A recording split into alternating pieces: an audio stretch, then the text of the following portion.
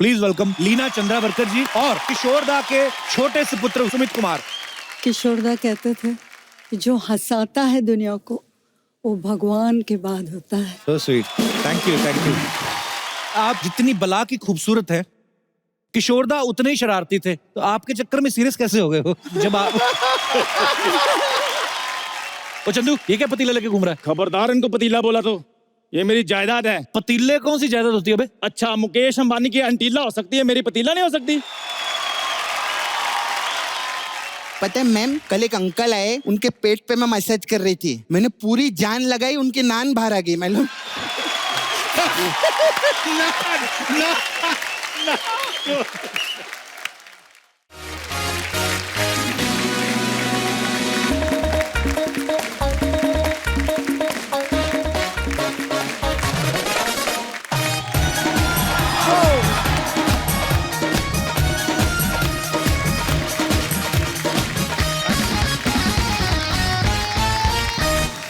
अर्चना जी, आज का हमारा एपिसोड जो है वो बहुत ही खास है, बिकॉज हम अपनी इंडस्ट्री के एक महान कलाकार को ट्रिब्यूट देने जा रहे हैं, जिन्होंने 1948 से लेकर 1987 तक लगातार एक से एक सुपरहिट गाने गाए।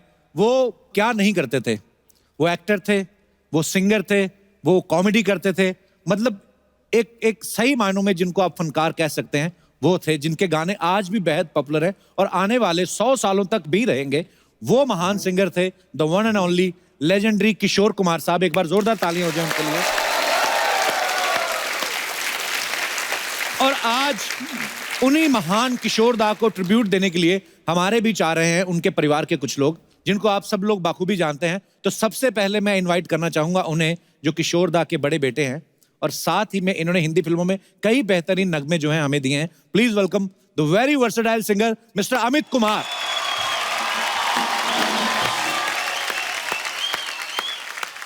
मैं आपका बहुत बड़ा पंखा हूँ, यानी कि फैन हूँ। सर हम भक्त हैं, मतलब मैं क्या बताऊं, मतलब मैंने कभी लाइफ में कभी ऐसा सौभाग्य प्राप्त नहीं हुआ कि किशोरदा के दर्शन हो सके, लेकिन आज आप हमारे शो पे आए तो मेरे लिए आप उसी बराबर हैं। बहुत बहुत शुक्रिया आपका हमारे शो में आने के लिए। Thank you.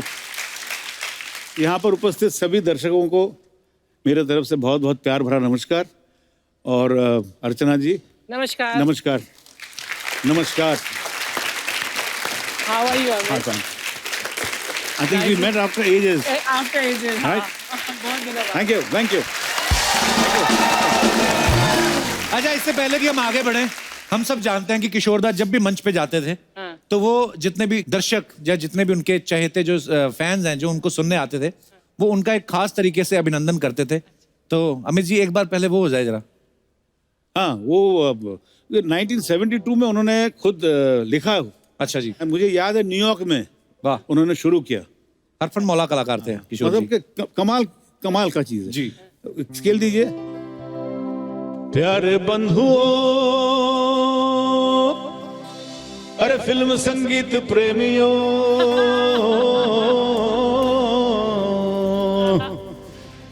मेरे नाना नानियों, मेरे दादा दादी,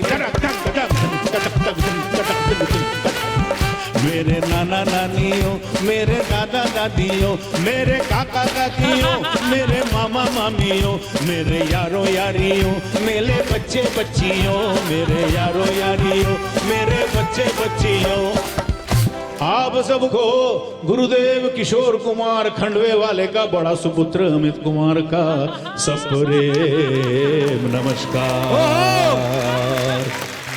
वाह। और मैं जो यहाँ आया हूँ, अरे मैं जो यहाँ कपिल शर्मा जी के शो में आया हूँ, ये आप सबका प्यार है, दुलार है, सत्कार है। और अब ज्यादा वक्त न लेते हुए अमित कुमार कुछ भी करने को तैयार है। Thank you. अमित जी, किशोरदा के बारे में तो हम लोग बहुत सारी बातें करेंगे, लेकिन सबसे पहले मैं ये जानना चाहता हूँ कि जब आपका आगाज हुआ एज ए सिंगर, आपका पहला गाना कौन सा था? I started singing from Calcutta. अच्छा जी। कोलकाता में मेरा पहला प्रोग्राम था भवानीपुर में, उत्तम कुमार महान नायक जी, उनके इलाके में दुर्गा पूजा का कार्यक्रम था, उन्होंने ही मुझे सौंपा। अच्छा जी। बोले इससे गवाओ। अच्छा जी। मैं प्रिपेयर किया था कुछ 6 गाने गाऊंगा, तो मुझे गाना पड़ा 10 गाने। अच्छा जी। तो वो जो एक इनहिबिशन है वो निकल गया, डर निकल गया। मैं तो अरे यार अच्छा है यार। उसके बाद मैं गली गली में गाना शुरू किया, कलकत्ते के गलियों में गा रहा हूँ। इधर 500 रुपए, 800 रुपए, 1000 रुपए, 3000 रुपए, गा रहा हूँ।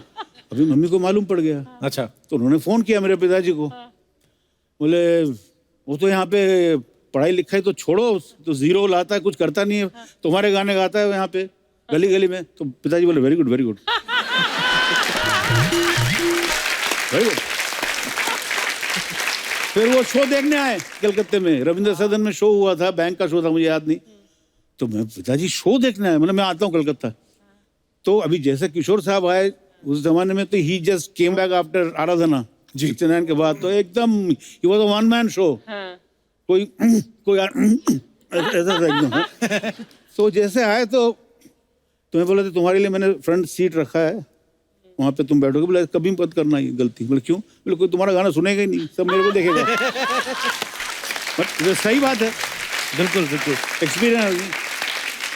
तो मैं then we put him on the जहाँ से लाइटिंग होता है ना, वहाँ पे साइड में बैठा दिया। अभी किसी को मालूम नहीं हाँ किशोर कुमार बैठा हुआ है, मैं गा रहा हूँ, मैं हूँ झुम झुम झुम झुम झुम रू पकड़ घूम, बाबा ऐसा कर रहे। Then he told my mother कभी बस उसको भेजो बॉम्बे। फिर मैं बॉम्बे आया। बॉम्बे में मुझे षणमुखानंद हॉल में इन्होंने इंट्रोड्यूस किया 1973 में। SD. Burman was the chief guest. वाह। रेस्ट इज हिस्ट्री ज्योग्राफी, वो आप बता दीजिए क्या। आइए मिस जी प्लीज, आपका बहुत बहुत स्वागत है। Thank you. यहाँ पे विराजमान हो जाइए। Thank you. अच्छा अमित जी, आप खुद एक बेहतरीन सिंगर हैं, लेकिन किशोरदा के सुपुत्र भी हैं। तो किशोरदा के सुपुत्र होने के नाते आपके लिए कितना इजी था या मुश्किल था फिल्मों के लिए गाना? बिकॉज किशोरदा के साथ कंपैरिजन तो होता ही होगा आपका। अभी भी होता है जी। अभी ज्यादा होता है। अच्छा जी। देखिए वो मुझे कॉम्प्लेक्स कभी रहा नहीं। अच्छा जी। अगर होता तो मैं शायद यहाँ पे आपके शो में कहाँ बैठता मैं। जी बिल्कुल। पिताजी ने सब सिखाया मुझे, जी। I learn from him. तो मैं तो उनका एक अंश हूँ बिल्कुल। लेकिन हाँ, he was my father was like a banyan tree। Right. अब मैं एक चूहा। तो लेकिन करते करते there were some music directors who really stood by me, like Laxmikant Pyarelal, Kalyan ji Anand ji, and R D Burman. वाह क्या बात है। और राहुल द बर्मन। आर डी बर्मन पर्टिकुलरली बोला कि देख किशोरदा जैसा तो कोई हो नहीं सकता, लेकिन तू कॉपी मत कर, तो अपने हिसाब से गा। अच्छा जी। करने की जरूरत नहीं है, तो आराम से गाना। तो ये बहुत बड़ा ये हुआ, उन्होंने जो मुझे गाना दिया, बड़े अच्छे लगते हैं। वाह बड़ा खूबसूरत तो गाना। वो जो ऐसा हुआ। अच्छा अमित जी, जब मतलब आर डी बर्मन साहब और किशोरदा का तो बड़ा हिट कॉम्बिनेशन था। हाँ जी। लेकिन जब आपने आर डी बर्मन साहब के साथ पहली बार गाना गाया जी। तो किशोरदा ने कहा ना कि मैं तो ऑलरेडी वहां पे कब्जा जमा रखा, अपनी दुकान कहीं और खोलो। नहीं वो तो बहुत खुश, अंदर से बहुत खुश हुए। अच्छा जी। लेकिन फिर मुझे गाना ऐसे मिला, मैं ये बड़े अच्छे लगते हैं जी। वो एकदम से मुझे नहीं मिला। उस वक्त पंचमदा के रिहर्सल में एक दूसरी फिल्म का रिहर्सल चल रहा था, मन्ना दा और बाबा दोनों मिलके। अच्छा जी। डुएट था। तो मुझे बाबा ने बोला तू तो पंचम का बहुत बड़ा भक्त है ना, तो चल मेरे साथ। तो मैं गया। तो मैं फर्स्ट टाइम देखा आर डी बर्मन को उस वक्त, मतलब एकदम क्लोज थे हारमोनियम पे। मतलब पंचमदा को मालूम पड़ गया कि ये लड़का गाता है। हाँ। तो अचानक मेरे को देखा उन्होंने, अरे तू कैसा है? मैंने सुना तू गाना गाता है। गाना सुना। अभी फट से कोई बोले गाना सुना तो क्या होगा? हाँ। अभी जस्ट इमेजिन बाजू में मन्ना दे बैठे हुए हैं, पिताजी, पूरे टीम बैठे हुए हैं, सब लगाओ। तो मैंने झुमरू गाया।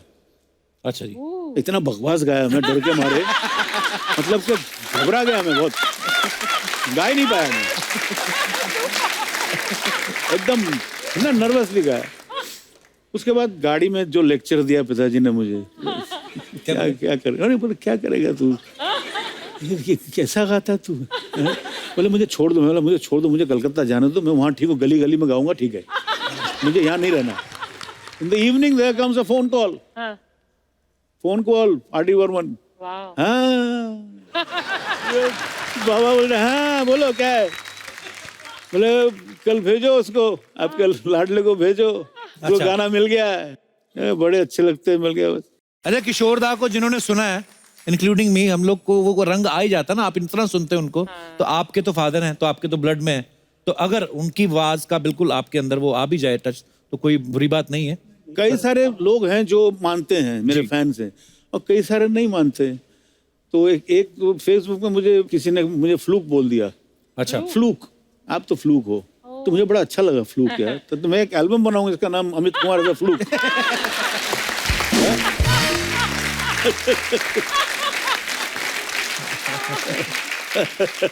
अच्छा अमित सर, हमने ऐसा सुना है कि किशोरदा के पास जो टैलेंट है गाने का, जी। मतलब चाहे एक्टिंग करे या उन्होंने कभी किसी से ट्रेनिंग नहीं ली थी, ये सही बात है?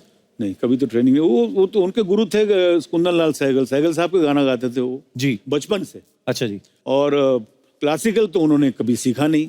सहगल साहब को देखते हुए सीखते हुए उन्होंने ही actually could sing Saigal song. मतलब एक एक जगह जो है ना इतना खूबसूरत सा गाते थे वो। वाह। उन्होंने सीखा नहीं कभी। It was a gift, natural gift. My God. Natural बात गिफ्ट। और एक बता दूं आपको, सहगल साहब, ये गलत फहमी है, सब मीडिया बोलते he never got to meet Saigal, but that is wrong. He met Saigal. अच्छा जी। वो जब 9 साल के थे तो दादा मुनि अशोक कुमार जी उन्होंने कहा, दादा मुनि मुझे सहगल से मिलाओ। तो सहगल से मिलकर क्या करेगा? तो फिर वो लेके गए। ठीक है, मैं लेके चलता हूँ तेरे को, तुम मिल। तो सहगल साहब के सामने पिताजी का फेवरेट गाना सहगल साहब का, किसने ये सब खेल रचाया। वाह। इतने ब्यूटीफुल गाया था उन्होंने। और सहगल साहब ने बोला था कि वाह, बोलो, तुम आशीर्वाद दिया था, बोला अशोक तुम्हारा भाई बहुत अच्छा गाता है, लेकिन उनका एक अंग दोष है। क्या है? हिलता बहुत है।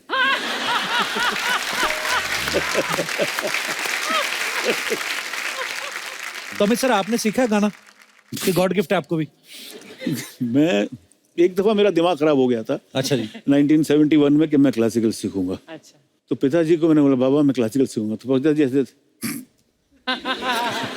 तू क्लासिकल सीखेगा? और तो बाबा बोले, तो मेरा लूप लग गया। तो मैं सीखूंगा क्लासिकल, मैं क्लासिकल सीखूंगा। बोले ठीक है आराम से भैया, आराम से। तो फिर उन्होंने मन्ना दा को फोन किया, मन्ना डे। अच्छा जी। वाह। मन्ना डे के साथ पिताजी का पुराना रिश्ता। मन्ना दा, मेरा लड़का अमित बोलता है क्लासिकल सीखेगा। मन्ना दा, क्या क्लासिकल? ठीक है, उसको भेज मेरे पास। तो मैं गया मन्ना दा के पास। फिर उन्होंने मुझे उस्ताद दिया, उस्ताद गुलाम मुस्तफा खान साहब। वाह। उनके पास मैंने सीखा। वो आते थे, घर पे आते थे।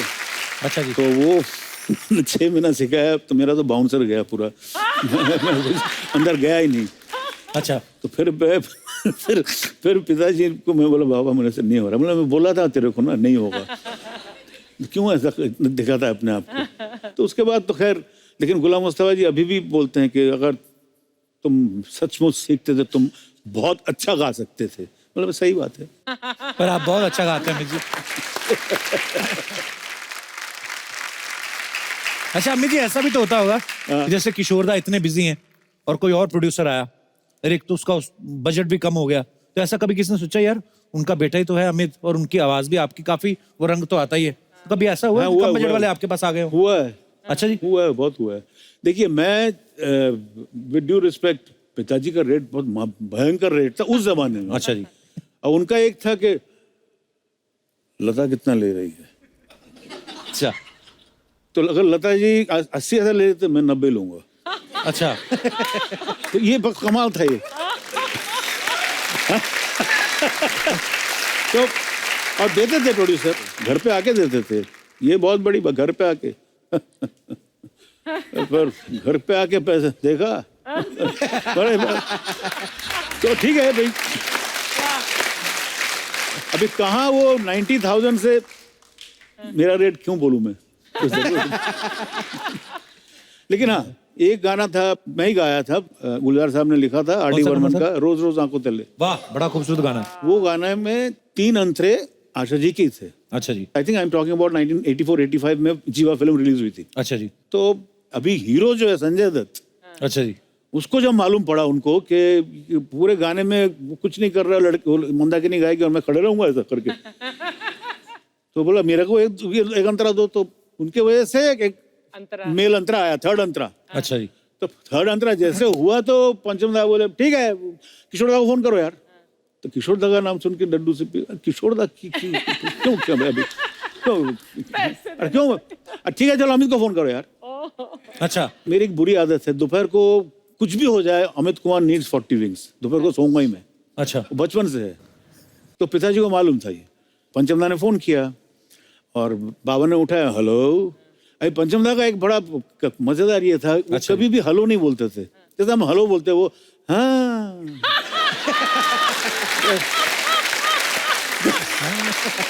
तो पहले हाँ क्या, तो बाबा हाँ से हाँ, तो हाँ। तो बाबा बोले तो बाबा बोले पंचम क्या कर रहे हैं हम लोग, पॉइंट पे आओ यार। तो फिर बोले भैया आपका लड़का क्या कर रहा है? बोलो तो मालूम नहीं, सोता है वो, दोपहर को सो रहा है। बोले उसको जगाई, उसको गाना मिल गया एक। अच्छा, तो बाबा बोले पंचम मैं किस खेत की मूली हूँ? बोले आपका बजट ही नहीं है। तो मुझे ये गाना मिला। वाह क्या बात है, बड़ा खूबसूरत गाना है। हमारा सौभाग्य सर आज आप हमारे स्टूडियो में हो। मेरा सौभाग्य तो ये है कि मैं आज आया हूँ आपके शो सर में। मुझे तो दर्शन हो गए साक्षात किशोरदा के। मैं संगीतकार सबके साथ काम किया, ऑल द म्यूजिक डायरेक्टर्स, जी। And I was so lucky. मतलब कि एक मेरी अच्छा थी एसडी बर्मन, वो नहीं हो पाई, he died, but he came for my first show. अच्छा जी, एंड ही, हम ऑडियंस में बैठे थे षणमुखानंद में, वहां से उन्होंने गार्लैंड फेंका था मेरे ऊपर। वाह that was the best award I saw. क्या बात है। और थैंक यू। और 90s में मैंने सलमान खान जी के लिए गाना गाया निश्चय फिल्म में। उसके संगीतकार थे ओपी नैयर। वाह नैयर साहब के लिए भी मैंने गाना गाया। क्या बात है, वाह। तो उसका एक मजेदार किस्सा है। निश्चय में कौन सा गाना निश्चय में देखो देखो तुम हो गया मैं गुम। सर मुझे एक बार फिर से माफ कर देना। मुझे लगा नहीं, आपको क्या लगा? नहीं मुझे लगा एसपी बालासुब्रमण्यम साहब, क्योंकि उनके गाने भी थे ना फिल्म में। सही बात है, लेकिन मैं गाया था। क्या बात है यार, मैं गाया था। वाह।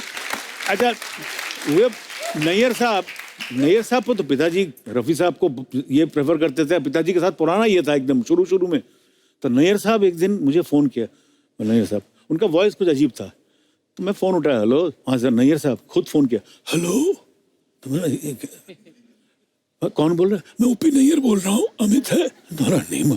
हाँ मैं अमित बोल रहा हूँ। बेटा मैं ऐसा पिक्चर में मुझे, सर आपको बोलने की जरूरत नहीं, जू होटल में आ जाओ, करेक्ट 10 बजे आना बेटा, रिहर्सल करेंगे, तुम और कविता दोनों डुएट गाना है, और भी एक सोलो गाना है सब। तो मैं गया। अच्छा, मैं 10 बजे पहुंच नहीं पाया कपिल जी, मैं 10:10 में पहुंचा। तो he was standing on the door ऐसा करके, ये कोई वक्त हुआ आने का? अरे 10 मिनट, तुम क्या अपने आप को मोहम्मद रफी समझते हो? अरे बाप रे। मतलब नहीं, मैं तो I am a military man. 10:10 ठीक है सर।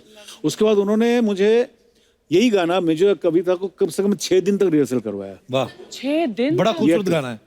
उसके बाद हमने बॉम्बे लैब में गाना रिकॉर्डिंग हुआ। अच्छा, उनका क्या था, होता था कि 10 बजे 10:30 बजे टेक शुरू किया, 12 बजे बैकअप। मतलब कविता से कहा, मेरे को अच्छा नहीं लगा, मैंने कहा कि मेरे को I think I should go for another take, ठीक नहीं गाया मैं। तो कविता बोले मैं नहीं बोलूंगी, तुम बोलो। तो मतलब नैयर साहब, हाँ बेटा बोलो, मैं और एक टेक लेना चाहता हूँ। तुम इससे अच्छा नहीं गा सकते।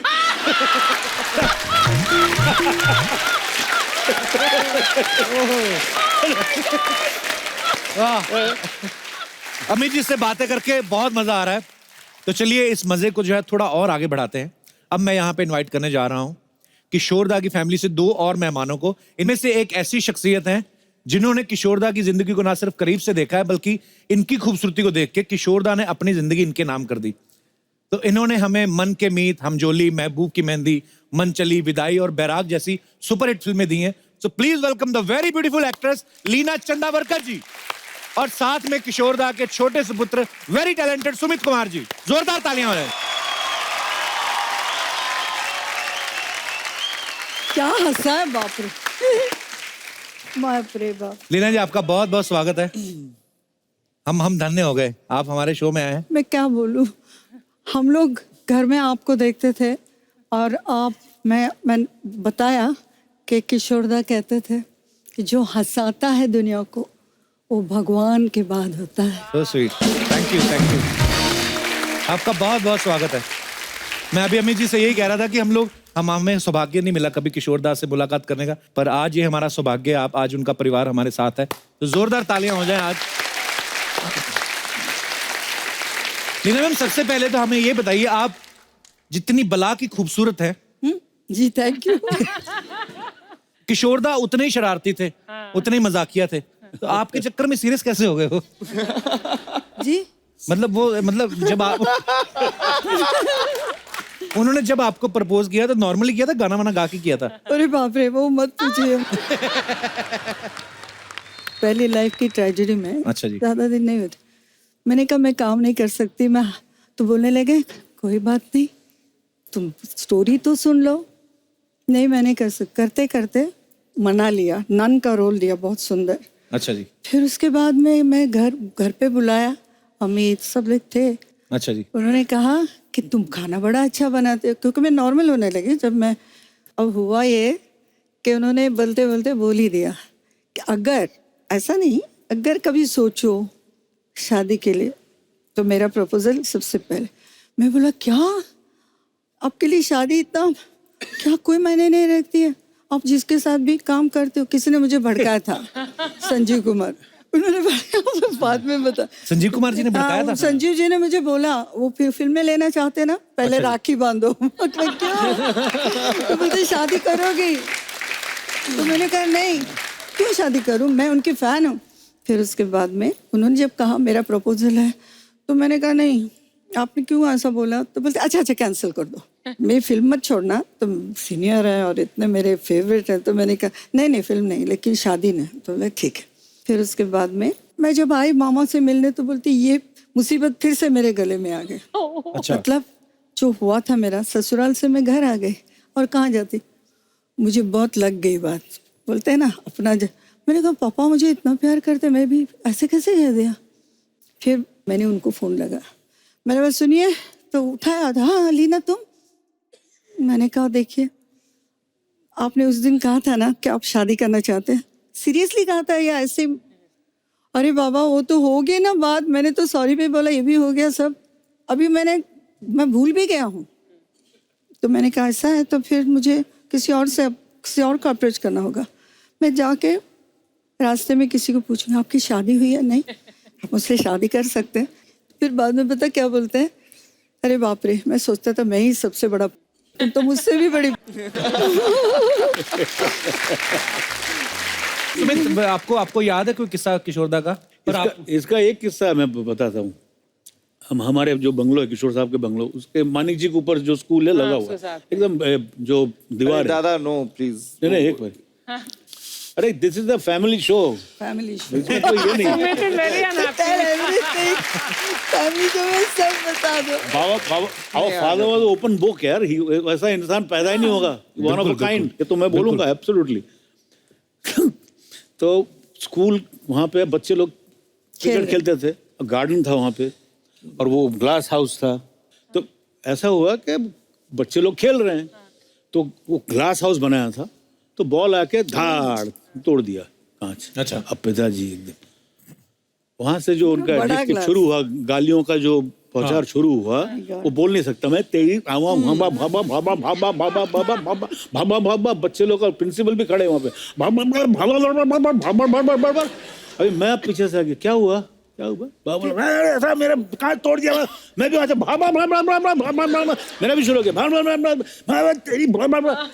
ये छोटा क्या हुआ क्या हुआ? हाँ मैंने कुछ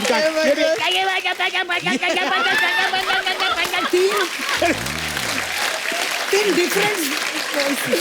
ये बोल रहे बाप रे बाप का बेटा दोनों देखो। तो प्रिंसिपल फिर चिट्ठी लिखा, किशोर साहब आप सचमुच तो क्या?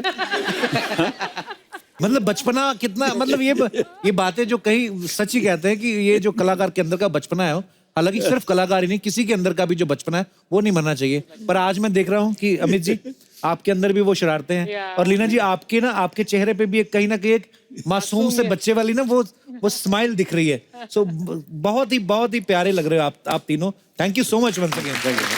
और आज सिर्फ लीना जी, सुमित और अमित जी नहीं है, अमित जी का परिवार भी यहाँ पे है। अमित जी आप प्लीज इंट्रोड्यूस करवाएंगे कौन कौन आया घर से? मेरी पत्नी रीमा गांगुली, नमस्कार जी, बहुत बहुत स्वागत है आपका। आपके बहुत बड़े फैन हूँ। Thank you, thank you. My mother in law Vandita Das Gupta. नमस्कार जी, प्रणाम, वेलकम। हाँ, बहुत बड़ी। मेरी डॉटर उस तरफ है, हेलो, मुक्तिका गांगुली, वेलकम, और वृंदा गांगुली। Welcome, welcome.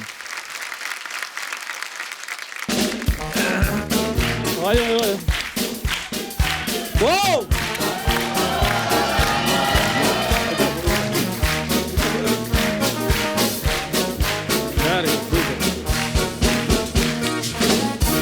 ओ चंदू, ये क्या पतीला लेके घूम रहा है? खबरदार, इनको पतीला बोला तो ये मेरी जायदाद है।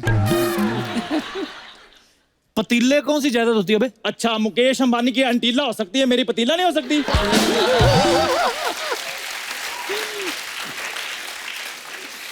पहली बार मैंने पतीले के 2 ढक्कन देखे हैं। एक पतीले के ऊपर, एक पतीले के साथ खड़ा है सूट बूट में। जब बर्तनों की इतनी नॉलेज तो शो क्यों खोला? टेंट हाउस खोलो ना, वो ज्यादा चलेगा। मैं भी किस में उलझ गया कि श्री किशोर कुमार जी की फैमिली आई हुई है। अमित जी नमस्कार, सुमित जी नमस्कार, अलीना जी नमस्कार। आप ये सोच रहे होंगे कि मैं पतीलों के साथ क्यों आया हूँ। नहीं, वो नहीं सोच रहे। तो फिर आप क्यों सोच रहे हैं? अच्छा, मैंने एक चीज देखी है, उतना हिसाब धर्मराज कर्मों का नहीं रखता जितना ये हमारा रखते हैं। मैं कर्मों का नहीं, तेरे जैसे बेशर्मों का हिसाब रखता हूँ। तुम क्यों मेरी बेइज्जती सुन रहे हो? चलो यहाँ से निकलो and keep the change. Keep the change उसको बोलते जिसको पैसे दिए हो। जिनसे खुद मांग के आए उनको नहीं बोलते कीप द चेंज।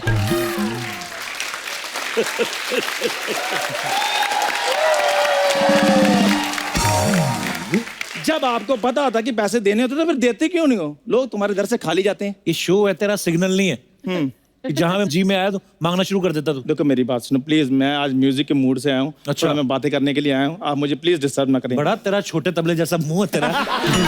से आया तू।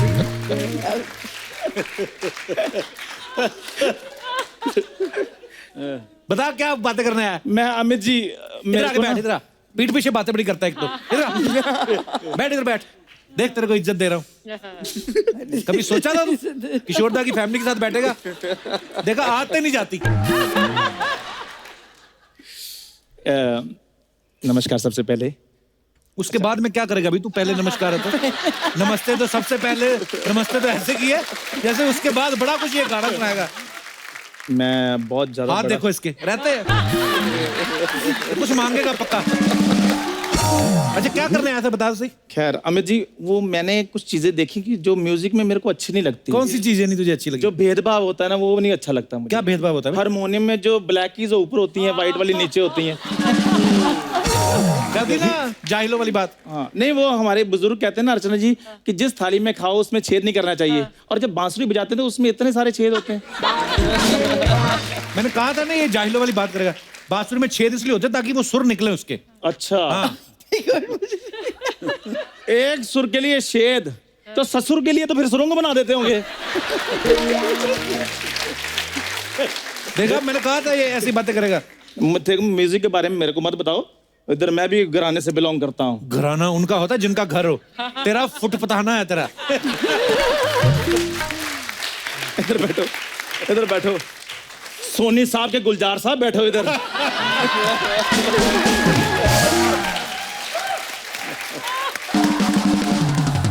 क्या शब्द दिया आपने, फुट पताना।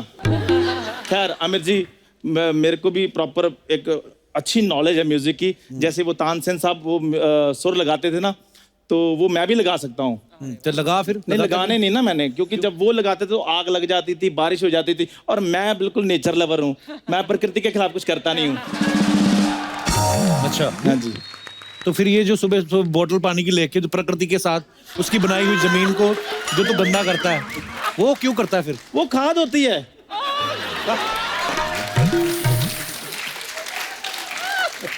गाना गाना छोड़ दिया तूने? मैंने छोड़ दिया था, तब भी छोड़ दिया था। फिर मैंने कहा मेरे बस की बात नहीं है गाना गाना। अच्छा। फिर मैंने लिखना शुरू कर दिया। अच्छा, हाँ, लिखता बहुत है ये। मैं बहुत लिखता हूँ। क्या? सोनी को चिट्ठी लिखता है, मेरे को क्राइम पेट्रोल में एज ए लाश ले लो। क्यों लिखता है ये सब चिट्ठियां तू? सारी जान तो हमारी इधर निकाल देता, फिर उधर लाश का रोल मिलेगा हमें। वो आपको पता है जो A.R. रहमान साहब का वो जो फेमस गाना जिसको ऑस्कर मिला, वो भी मैंने लिखा था। कौन सा गाना? जय हो। और जागरण में जितनी ज्यादा जय हो मैं करता हूँ, करता ही कोई नहीं है। आपको पता है उनको गर्मी अवार्ड भी मिल गया था। क्या अवार्ड? गर्मी? हाँ। जिसने सारी उम्र ना जिसके घमौरियां निकली हो उसको तो गर्मी लगेगा ना। गर्मी नहीं होता बे, ग्रैमी अवार्ड होता है वो। अच्छा, गर्मियों की छुट्टियां हो जाती हैं, गर्मियों के कपड़े हो सकते हैं, तो गर्मी का अवार्ड नहीं हो सकता? अच्छा, आप में से कोई बच्चा पूछ रहा था ना कि आयोडीन की कमी से क्या होता है? ये होता है। ये जो फालतू की बातें कर रहा है ना ये। देखो कपूर शर्मा, समय से पहले और भाग्य से ज्यादा आयोडीन किसी को नहीं मिलता। भगवान ने जिसको आयोडीन जितना देना वो दे ही देना है। पीठ पीछे कोई बातें कर रहा है, इधर आके बैठ। नहीं, वो बड़े लोग बैठे हैं। इसको यही प्रॉब्लम है, इसको सोफे बिठा दो ना, इसके घमौरियां निकल आती हैं। इसको इज्जत नहीं हजम होती। स्पॉट दादा, ये बहुत तंग कर रहा है। जैसे यहाँ पे आप लोग फ्रूट रखते हो ना, एक हंटर भी रखा करो, इसको लगेगा। स्पॉट दादा, पहले वो मेन पतीले रखो यार, जो मैं काम करने के लिए इधर आया हूँ। क्या करना है? मैंने उधर ढाबा खोलना अपना। अरे वाह चंदू आइला, कैसा है रे चंदू? मैं बहुत अच्छा ही ले। अरे वाह वाह, मुबारक हो। अब घर के बर्तन भी बिकना चालू हो गए। इधर मैं बर्तन नहीं बेचने आया हूँ। बर्तन में, ओ माय गॉड, अरे क्या बात है, किशोर जी की फैमिली से कुमार जाइले। जोरदार ताली हो जाए। हेलो सर, कैसे कैसे? धीरे से।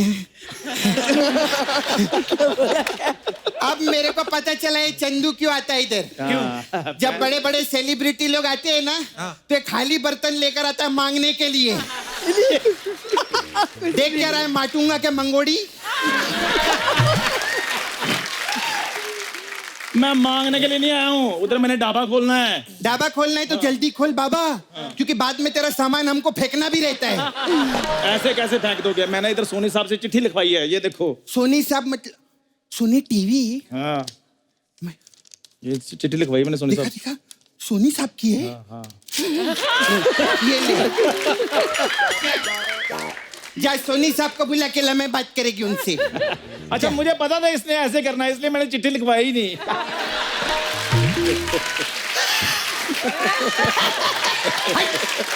बड़ा है इधर। सेलिब्रिटी लोग से बात करेगी, कैसे सर? एकदम सर एक सच्ची बात बोलूं, पूरी दुनिया के लिए ना आपकी फैमिली बहुत बड़ा इंस्पिरेशन है। सच्ची में आप सब लोग को देखकर ना दिल एकदम उठ लियो ऐसा हो गया। सर मेरा बचपन से सपना था कि मैं बड़ी होके ना सिंगिंग बनूं। सिंगिंग नहीं, सिंगर होता है। नहीं, जेंट सिंगर रहता है, लेडी सिंगिंग ही रहता है। ये कप्पू को ज्यादा मालूम नहीं है, इंग्लिश का प्रॉब्लम है इसका। तू नाला सोपारा में तेरा इंग्लिश ठीक हो जाएगा। अरे तेरे पीछे जो आदमी है उसको तो रेस्ट दे। कौन? अच्छा हाँ, चंदू से बातें कर रहा है वो। ये ले, इसके साथ लगे रहे तो तेरे को मजा आएगा। सर मेरा कहता, मैं तो सिंगिंग बनी नहीं, लेकिन मेरी ख्वाहिश है कि जब मेरा बेटा होगा ना, उसको मैं बहुत बड़ा सिंगर बनाएगी। क्यों? क्योंकि मैं बहुत गरीब फैमिली से है ना, और मैं इधर के रियलिटी शो देखी है, जितने कंटेस्टेंट रहते हैं ना वो भी गरीब रहते हैं, माँ बाप तो और भी गरीब रहते हैं। और सर क्या रहता है, गरीब लोग रहते हैं ना उनको बहुत वोट मिलते। मैं चाहती है मेरा बेटा रहे ना, उसको बहुत सारा वोट मिले, इतना वोट मिले कि बड़ा होके वो बहुत बड़ा मंत्री बने, और बहुत बड़ा मंत्री बनने के बाद ना वो एक बहुत बड़े शो में ना जाके कुर्सी पे बैठे, और फिर बाद में एक महिला आए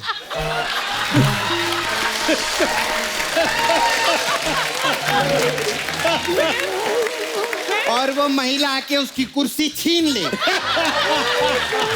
और उसकी कुर्सी पे बैठ जाए, और मैं फिर से गरीब हो जाऊं। मैं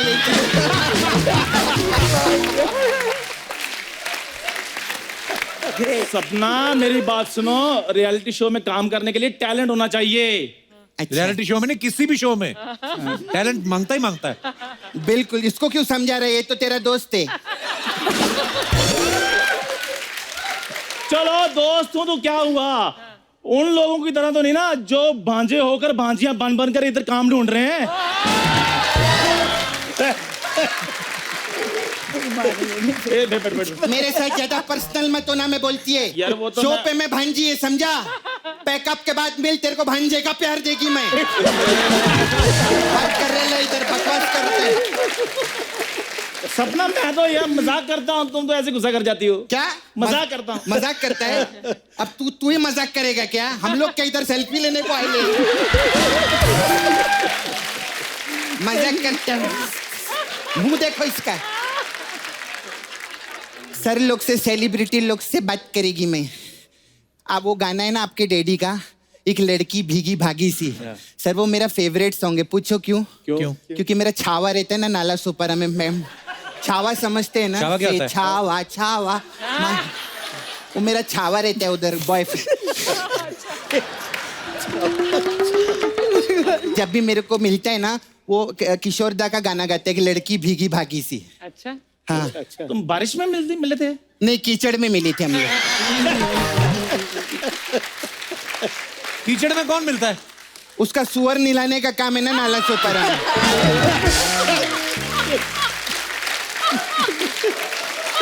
हंसने का क्या तुम लोग?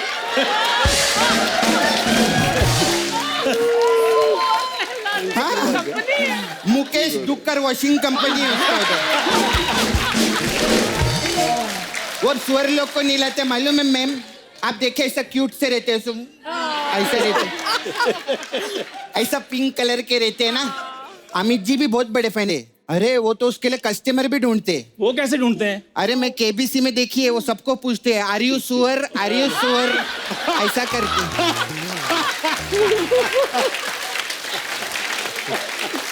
मुकेश तो सर उधर नाला सुपारा में इतना फेमस हो गया है ना सर अभी कि उस पे तो आप लोग पिक्चर में बायोपिक पिक्चर बनाते हैं ना, उस पे हम बायोपिक बना रहे। हाँ, उसका नाम है सुअरनामा। एक बार उसने बहुत बड़ा सूर नहलाया, फिर अंदर से लड़की निकली।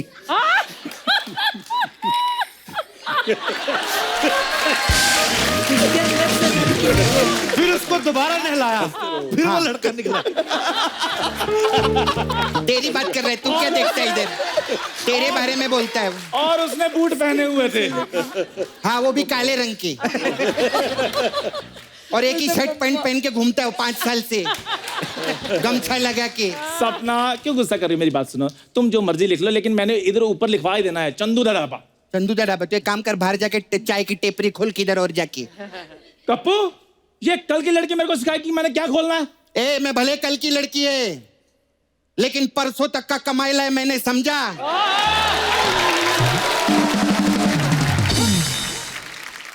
और तरसों तक का जुगाड़ किया है, और इधर बरसों तक मैच टिकी रहेगी, ये भी तू लिख ले।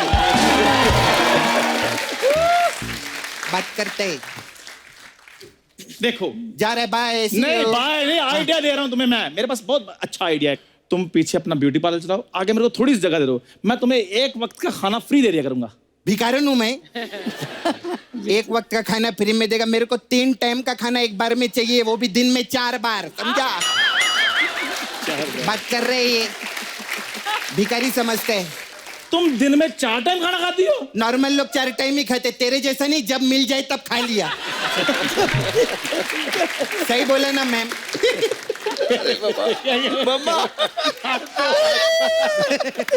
ये भिखारी लोग आते ऐसे रहते हैं लोग। सपना, तू इतना खाना खाती है, हाँ। तो अंदर मसाज करते कि पहाड़ तोड़ती है? कप्पू, तेरे को मालूम नहीं कितनी जान लगती है मालूम है मसाज करने में? कैसे? आपको पता है मैम, कल एक अंकल आए, उनके पेट पे मैं मसाज कर रही थी, मैंने पूरी जान लगाई, उनकी नान बाहर आ गई मालूम?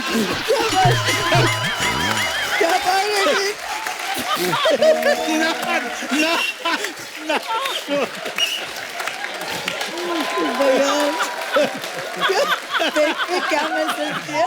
देखो सपना, मेरी बात सुनो, मेरा ढाबा खोलने दो। मेरा ढाबा खोलने दो, मैं तुम्हें नए नए नान बना के दूंगा। अच्छा, हाँ। नॉनसेंस बात मत करना, समझा? इधर बड़ा है, तू क्या खोलेगा? तू चल, डिस्टर्ब नहीं कर, बड़े बड़े लोग हैं, किशोर दा की फैमिली आई ली, कप्पू को भी डिस्टर्ब कर रहा है। ओए ओए, रुको रुको, मेरी बात सुनो। क्या? आज तुम दोनों भाई बहन मिलकर एक अबला पुरुष को यहाँ से निकाल रहे हो ना? अबला पुरुष। अगले हफ्ते तक मैंने इधर ढाबा नहीं खोला ना, तो उससे अगले हफ्ते खोल लूंगा, कोई बात नहीं। तू भाग इधर से। मेरी बात सुनो यार, क्या? देखो मिलजुल के काम कर लेते हैं ऐसे। ऐसे क्या? आगे शब्द ही नहीं है, निकल यहाँ से। अच्छा मेरी बात सुनो। क्या? ये रख अपने पास। यार मेरी बात, अब एक भी डायलॉग नहीं, निकलना इधर से। काय को टाइम पास कर रहा है इधर? इसका क्या एक भी? Okay ma'am, bye.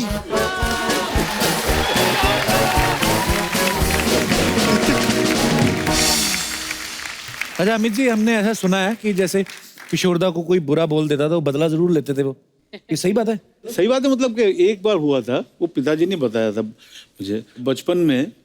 अभी जब खंडवा से आए वो, बॉम्बे आए तो 1946 में आए थे, 45-46 में आए। अच्छा जी। दादा मुनि तब तो स्टार थे। पिताजी को खाने का बहुत शौक था। अच्छा जी। तो कहीं शूटिंग है तो किशोरिया, दादा मुनि किशोरिया बोलते, किशोरिया हाँ चल आज मेरा यहाँ शूटिंग आएगा। नहीं नहीं नहीं मैं नहीं आऊँगा। अरे खाने को मिलेगा, अच्छा आता हूँ। तो ऐसा तो एक बॉम्बे टॉकीज या फिल्मिस्तान में उस वक्त मुहूर्त था, अशोक कुमार हीरो थे। तो फिर पिताजी गए। अभी Dadamoni Ashok Kumar ji was very handsome, you know, गोरे थे एकदम। पिताजी थोड़े से मतलब काले थे। तो छोटा सा बच्चा लॉलीपॉप लेके आया है, 9 साल 10 साल का दादा मुनि। तो जैसे एंट्री हुई दादा मुनि तो सब आ गए फोटोग्राफ लेते। डायरेक्टर भी आ गए, दादा मुनि welcome, hello welcome, very good, good wishes बोल के ऐसा देखा। तो ये कौन है दादा मुनि? मेरा भाई है किशोर। अच्छा अच्छा अच्छा, काला है। आप कितने गोरे हैं। काला काला जैसे बोला ना बाबा, मुझे काला बोला। मुझे काला बोला मन में। ठीक है बच्चू, मेरा भी जब वक्त आएगा देख लूंगा मैं। अच्छा। और वक्त तो आया बाद में, ये हीरो बन गए। अभी वही डायरेक्टर दादा मुनि को फोन कर रहे, he was very close to Dada Muni. अच्छा जी। दादा मुनि आजकल किशोर बहुत अच्छा काम कर रहा है पिक्चर में, I want to take him as a hero. Dada Muni ठीक है मैं बात करता हूँ।